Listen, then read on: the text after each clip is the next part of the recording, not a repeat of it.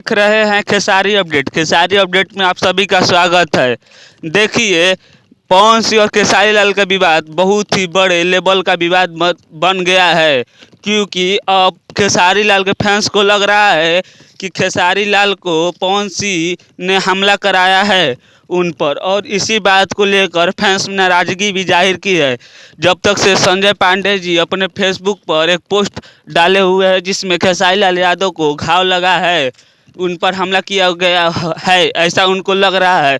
मगर हम आपको बता दें कि ऐसा कुछ भी नहीं है। खेसारी लाल अपनी फिल्म श्री 420 की शूटिंग कर रहे थे, उसी में एक एक्शन सीन है जिसकी वजह से उनका फोटो निकल कर सामने आया है जिसमें उनको घाव लगता हुआ है। ऐसी अफवाहें मत फैलाई जाए, क्योंकि भोजपुरी इंडस्ट्री को बहुत ही ज़्यादा आगे ले जाना है इन दोनों को, और इन्हीं दोनों में झगड़ा हो जाए तो इनको ले जाने का काम कौन करेगा भोजपुरी को।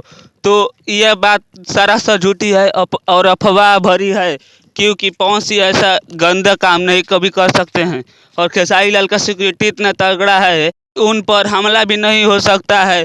तो आप लोग इस बात पर ध्यान